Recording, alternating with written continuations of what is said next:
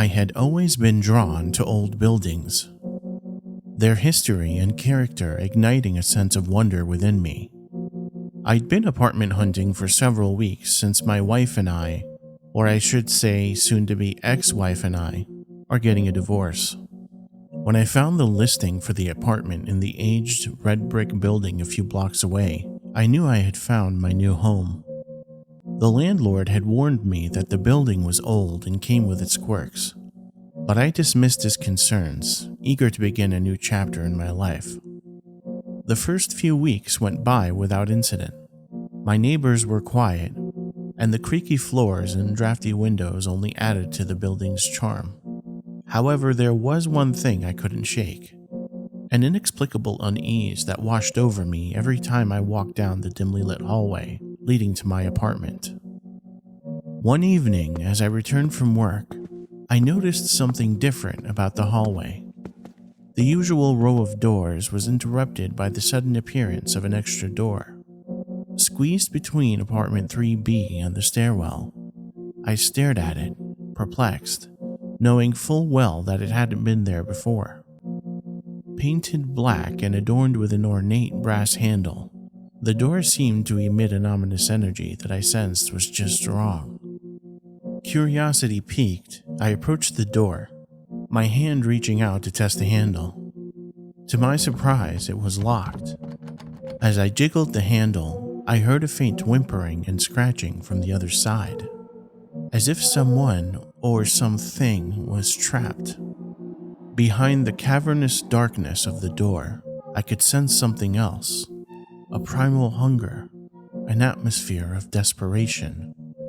A mixture of fear and concern washed over me, and I decided to seek help from my landlord.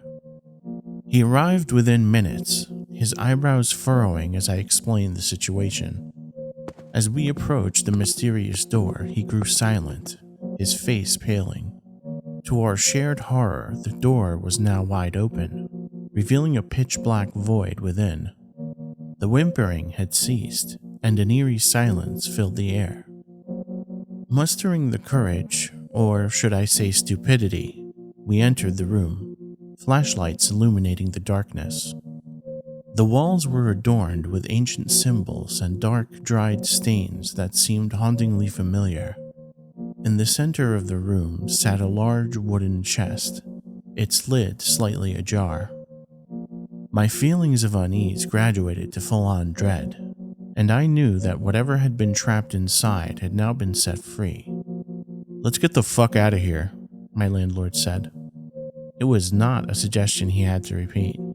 As we slowly noped our way out of there, walking backwards towards the door, I felt vulnerable, like I could be attacked at any moment.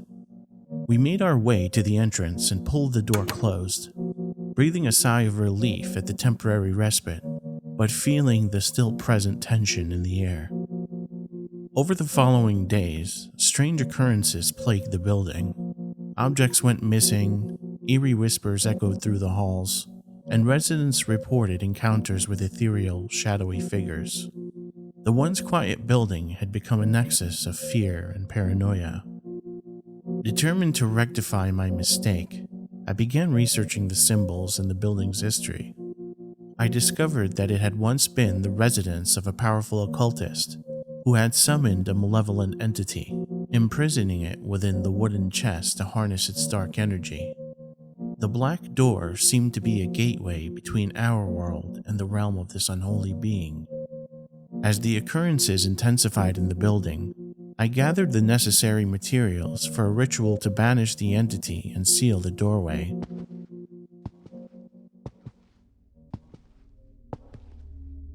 As I made my way down the dim hallway, I could feel a hostile presence that intensified with each step I took towards the door.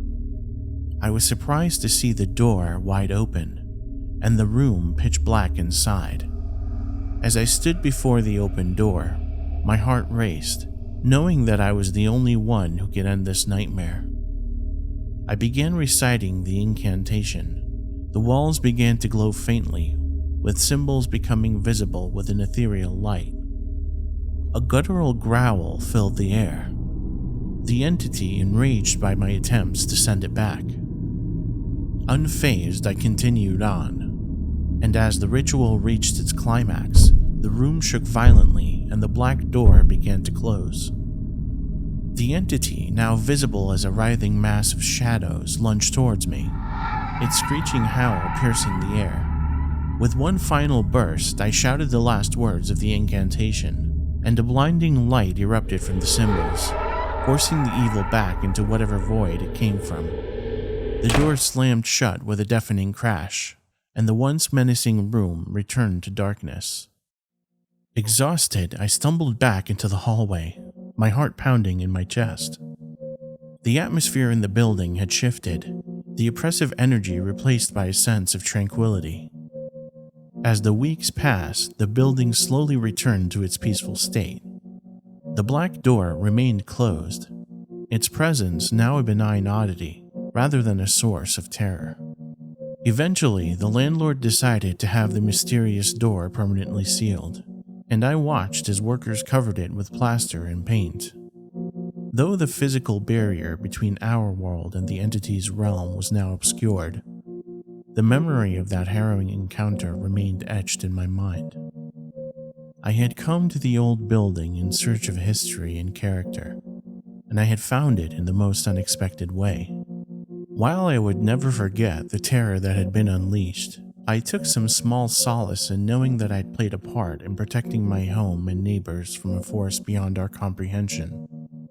As I walked the dimly lit hallway to my apartment every night, I could still sometimes hear a faint scratch from beyond the walls, and a faint whimper.